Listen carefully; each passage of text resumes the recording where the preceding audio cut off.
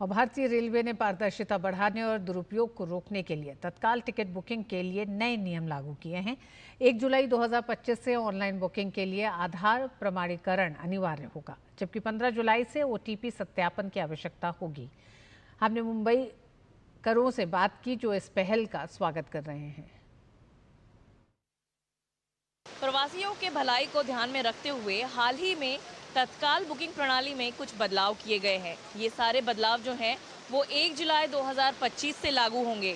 क्या फ़ायदे हैं इसके और किस तरीके से ये बदलाव आएगा, इस पर ज़्यादा बात करने के लिए हमारे साथ में कुछ प्रवासी हैं, कुछ प्रवासी संघ के लोग भी हैं। क्या मानते हैं आप, किस तरीके से ये जो बदलाव लाए गए हैं, आधार से लिंक किया जाएगा, पैसेंजर के लिए, प्रवासी के लिए सीधा OTP से किया जाएगा, ये सब बदलावों को कैसे देखते हैं आप?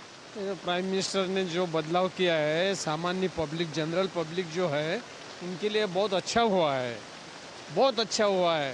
उनको फर्स्ट टाइम दिया है, बाद में दलालों को टाइम दिया है, इसमें दलाली खत्म हो जाएगी। पहले जब बुकिंग करते थे हम, जब समय खोला जाता था, विंडो खोला जाता था, कितनी तकलीफों का सामना करना पड़ता था, और अब जो ये बदलाव लाया गया है, इससे कितनी चीज़ें बदल सकती हैं? जो पहले की जो स्थिति देखते थे कि हमको 24 घंटे पहले आके लाइन लगाना, रात भर लाइन लगाना, और 8 बजे के बाद हमें जब जैसा विंडो पे पहुंचते हैं तो टिकट सारे खत्म हो जाते थे, तो सारे यात्री परेशान हो जाते थे।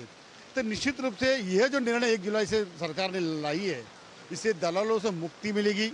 और दलाल जो अपने फेक नाम से वो जो बुकिंग किया करते थे, तो कहीं ना कहीं इसका फायदा सामान्य यात्री को मिलेगा, जिसका आधार लिंक है, यानी जो ओरिजिनल यात्री है, जो स्वतः यात्रा करना चाहता है या मोबाइल से बुक करना चाहता है, उनके लिए तो एक बेहतर नियम उन्होंने बनाया है। इसका हम स्वागत करते हैं और नरेंद्र मोदी जी और साथ साथ में रेलवे मंत्री अश्विनी वैष्णव जी का मैं धन्यवाद देना चाहता हूँ। तत्काल जो करता है वो ज़रूरतमंद ही होता है, अब उसे एक कंफर्म टिकट मिलेगा और एक तरीके से काफ़ी ज़्यादा कन्वीनियंट भी होगा। कैसे देखते हैं आप इस कदम को?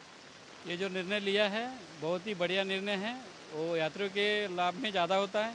एजेंट लोग हैं उनको टिकट मिलेगा, लेकिन वो बाद में मिलेगा, उससे बहुत अच्छा निर्णय है। बहुत बहुत धन्यवाद मोदी जी, बहुत बहुत बढ़िया, बहुत अच्छा काम किया है आप। लाइन में हम खड़े हैं बहुत देर से, काउंटर पर जाते हैं, ख़त्म हो जाता था, अब लेकिन ये सारी झंझटें ख़त्म होने वाली हैं। आप कैसे देखते हैं, इसका अवेयरनेस कैसे करना चाहिए और कितना लोगों को ये एक सुविधा देगा?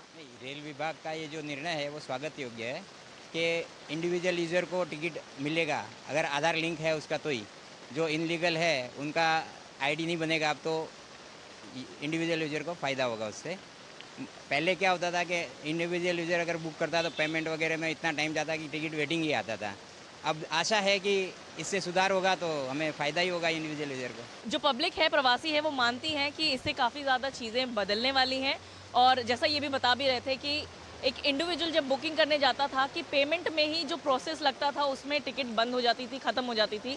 अब ये सब बदल जाएगा और प्रवासियों के लिए एक कंफर्म टिकट वेट कर रहा होगा, और ये एक स्वागतपूर्ण जो कदम है वो सभी इसका सराहना कर रहे हैं। जो प्रवासी वर्ग है वो काफ़ी ज़्यादा इससे खुश है।